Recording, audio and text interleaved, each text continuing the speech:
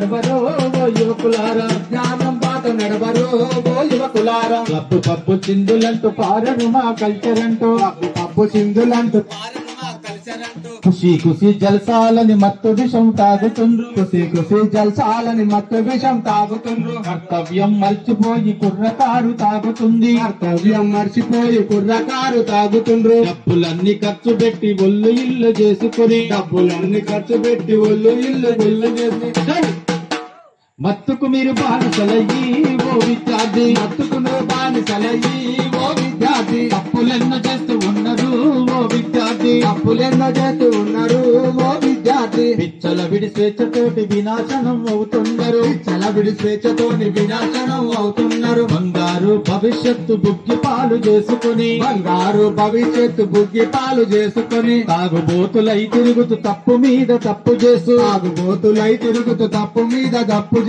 దొంగతనం దోపిడీలు మానభంగ హత్యలెన్నో, దొంగతనం దోపిడీలు మానభంగ హత్యలెన్నో. ఘోరాలు చేస్తూ ఉన్నారు ఓ విద్యార్థి, ఘోరాలు చేస్తూ ఉన్నారు ఓ విద్యార్థి. నేరస్తులు అవుతున్నారు ఓ యువకులారా, నేరస్తులు అవుతున్నారు ఓ యువకు.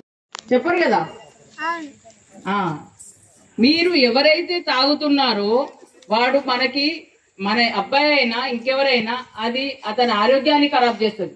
అతని ఆరోగ్యం ఖరాబ్ అయినప్పుడు తల్లిగా తండ్రిగా కుటుంబ సభ్యులుగా మీరు అతన్ని అనవసరంగా అంటే మీ అంతకు మీరే అతన్ని ఒక చెడు వ్యసనానికి అలవాటు చేపించేసి అతన్ని మంచి చేద్దామనే ఆలోచన లేకుండా మా ఓడలే ఏమైనా చెప్తే మళ్ళీ ఎవరికైనా పట్టిస్తే కేసులు అయితే ఆయన భయంతో చాలా మంది కూడా చెప్పడం లేదు.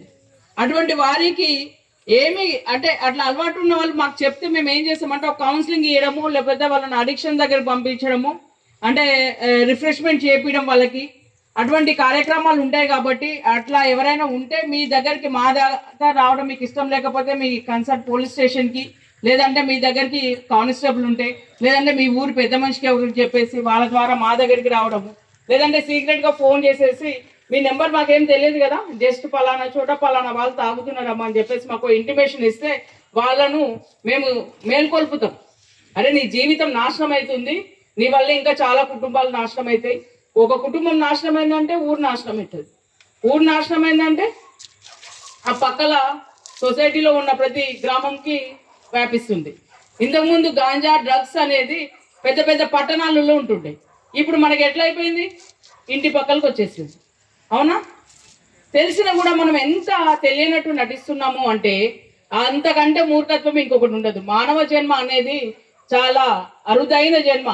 దాన్ని పనికిమాలిన వ్యసనాలకి పనికిమాలిన కార్యక్రమాలకు ఉపయోగించకుండా మంచిగా నీవు స్వతగా ఎదగడానికి ఉపయోగించుకొని నీవు ఇంకా 10 మందికి ఉపయోగపడే విధంగా ఈ సొసైటీలో ఉండాలి. అప్పుడే ఆ మానవ జన్మకు సార్థకత చేకూరుతుంది.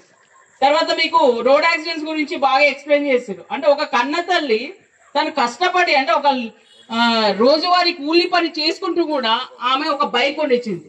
అంటే ఇప్పుడున్న పిల్లలు ఆ విధంగా తల్లిదండ్రుల కష్టాన్ని గుర్తించట్లేదు.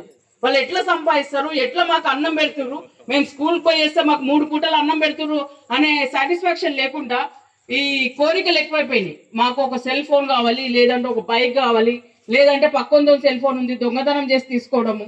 ఎందుకంటే కొన్ని కేసులలో మేము చూస్తున్నాము government SC ST hostels, BC hostels, ఇన్ని హాస్టల్స్ పెట్టి గవర్నమెంట్ ఒక వ్యక్తి మీద ₹1,00,000 ఇన్వెస్ట్ చేస్తున్నా కూడా మంచి మార్గంలో వెళ్ళట్లేదు.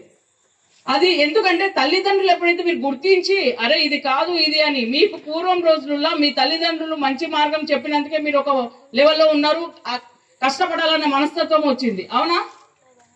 అప్పుడు ఇట్లా మీరు అది